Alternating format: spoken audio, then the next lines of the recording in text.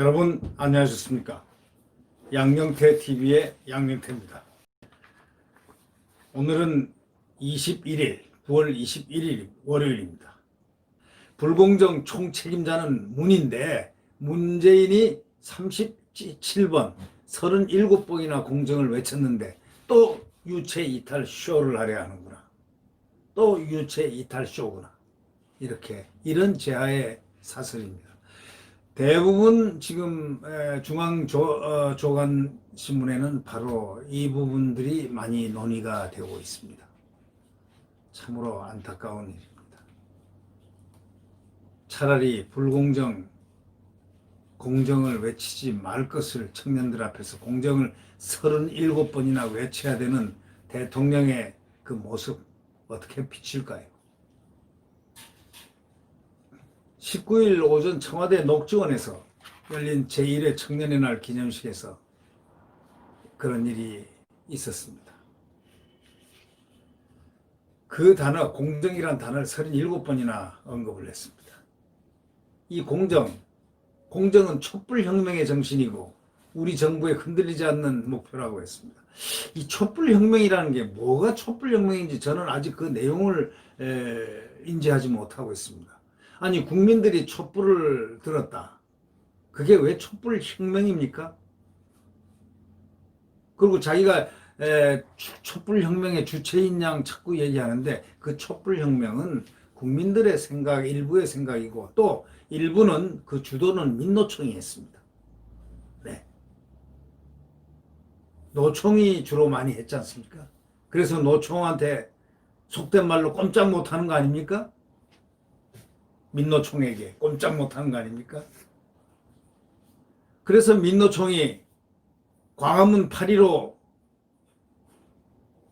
대한민국 애국 세력들, 대한민국의 모든 국민들이 전국에 모여서 그 비가 오고 하는데도 폭우가 쏟아지는데도 광화문에서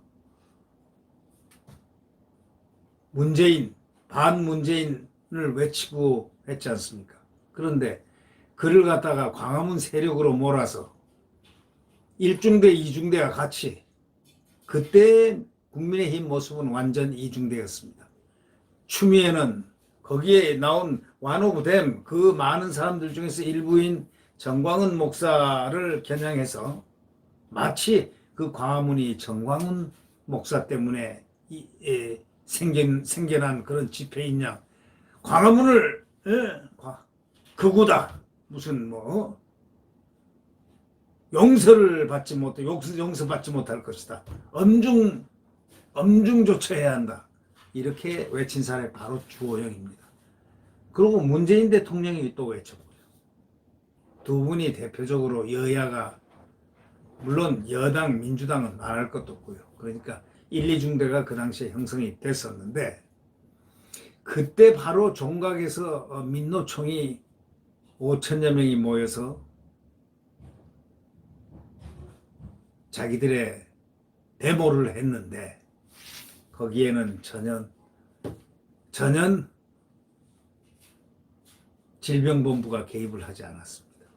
광화문은 질병본부가 개입하고 거기 온 전화를 갖다가 KT에 전부 그걸 해가지고 KT나 전화 회사에다가 전부 다 해서 인적사항 뽑고 난리를 친 적 있지 않습니까? 질병본부 국가 함께. 글쎄 그게 바로 촛불혁명이라는 겁니까? 공정은 촛불혁명의 정신. 그런 공정은 안 가져도 되겠네요. 그러면 공정치 못한 것이 촛불혁명이 되어서야 되겠습니까? 그리고 이 정부가 무슨 혁명정부입니까? 이 정부는 대한민국 국민들이 투표를 해서 뽑은 정부지 무슨 특별한 무슨 촛불혁명 정신이 있는 공정한 정부가 아닙니다. 우리 정부에 흔들리지 않는 목표, 대통령이 바로 이런 인식부터가 틀렸다 이런 얘기죠. 문 대통령은 취임사에서도 기회는 평등하고 과정은 공정, 결과는 정의 이렇게 얘기했습니다. 2010년 첫 대선 도전 때도 선거 광고에 또 쓰인 얘기입니다. 근데 지금 어떻습니까? 기회가 평등했습니까? 과정이 공정했습니까? 결과가 정의로웠습니까? 국민 여러분들이 더 잘 알죠. 문 대통령의 공정은 일반인의 생각과 크게 다른 것 같습니다. 사설자는 그렇게 지적하고 있습니다. 문 대통령의 공정은 아니야, 우리 대한민국 국민들, 일반인들이 생각하는 것하고는 크게 다른 것 같다. 다르다. 다른 편을 비난하고 공격할 때만 쓰이는 잣대다. 다른 편, 자기하고 다 생각이 다른 편을 비난하고 공격할 때만 쓰이는 잣대이고, 자기 편 사람이 저지르는 불공정은 전혀 문제가 안 된다. 이런 얘기죠. 아주 이 사설자의 표현은 아주 칼 같습니다. 네. 조국 추미애 사태가 생생하게 증명해주고 있다. 이렇게 얘기합니다. 조국 전 법무장관 자녀는 고등학생 때 박사과정 학생도 감히 버거운 영어 의학 논문 제1저자로 이름을 올리는가 하면 하지도 않은 인턴 활동 증명서를 얻어내가지고 대학 입시에 결정적인 도움을 받았고 또 대학 교수 부모를 둔 특혜를 누린 겁니다. 추미애 법무장관 아들은 군의관이 군병원에서 충분히 진료 가능하다고 진단한 질환을 핑계로 19일 병가를 연장해 8일 휴가를 더 다녀왔습니다. 일반 사병들은 꿈도 꿀 수 없는 일입니다. 정해진 시간에 부대에 복귀하지 않으면 영창 가는데 전화로 휴가를 연장했다는 것입니다. 또 카톡으로도 된다는 세상입니다. 국방부 장관도 카톡으로 그 가능하다는 그런 식으로 긍정적으로 답변을 하고 이게 나라입니까? 이게 나라입니까? 카톡이 된다는 원내대표 이야기. 카톡으로라도 이렇게 한다. 근데 그분들 이런 얘기가 있지 않습니까? 7사람 소위 이 여당 민주당에서 총공격을 하는 추미애를 옹호하고 이 공격을 하는 이 군 아들 의혹에 대해서 그 공격을 하는 공격수가 7명이 아주 특이한 의원들이 7명이 있답니다. 이 언론에 난 겁니다. 뉴델리라는 그 언론에 났는데 7명이 다 합쳐가지고 군대를 갔다 온 수를 갖다가 그 개월수를 해보니까 1년 10개월인가? 밖에 안 된다는 그런 제아의 글이 있습니다. 나중에 오후에 제가 이걸 소개를 하겠습니다. 그래 놓고 군대를 얘기를 하고 군대를 공격하고 군대 휴가를 얘기하고 이러는 이 모습들.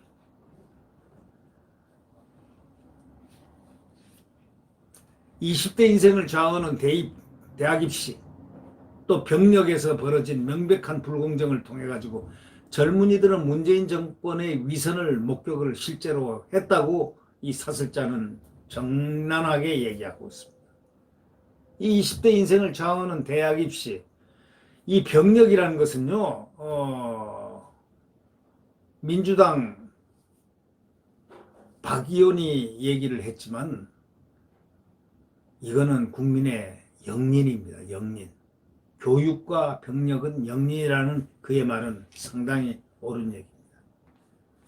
그러고 난 그 얘기를 영린이라고 하고 난 다음에 친문들로부터 이 댓글 테러를 받은 박 의원이지만 박용진 의원이죠. 이 나라가 정상이 아닙니다. 사실. 정상인의 눈으로 정상을 바라볼 때는 정상이 확실히 아닙니다.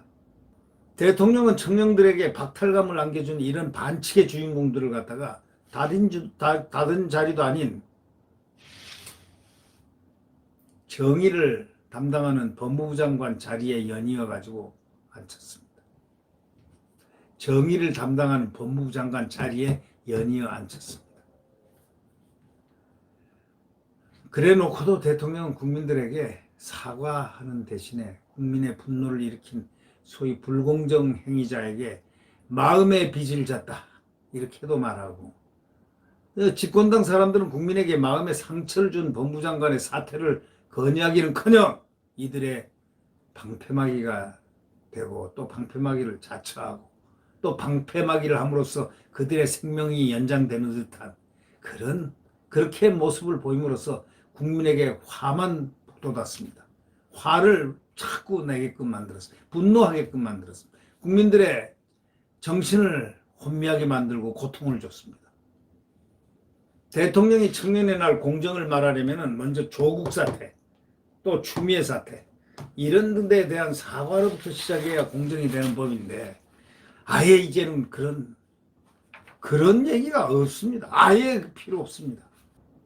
그에 대한 그런 말 한마디가 없었다는 것. 대통령은 여전히 불공정하다는 청년들의 분노를 듣는다. 이렇게 얘기를 합니다. 말은 한마디씩 딱 여전히 불공정하다는 청년들의 분노를 듣는다. 그러면서 끝없이 되풀이되는 것 같은 불공정의 사례를 본다. 이것도 말은 거기까지 했습니다. 문제는 자신에게 있는데 결국 마치 남의 얘기를 남의 걸 보고서 얘기하듯이 유체이탈 형태가 지금 4년 가까이 반복되고 있다는 겁니다. 이 사설자의 지적은 참으로 이성적이고 아주 냉철하고 아주 객관적입니다. 대체 어떤 생각을 하고 있는지 대통령이 정말 이해할 수 없다는 말이 나올 수밖에 없다는 게 사설자의 말미의 이야기입니다. 여러분, 정말 19일 날 보셨죠? 녹지원에서 한 그 젊은 청년들에게. 그 젊은 청년들이 말만 나이가 어릴 뿐이지 그 가슴에는 엄청난 비판력과 엄청난 사고의 분출이 있는 그 20대 청춘입니다. 무서운 시대의 사람들입니다.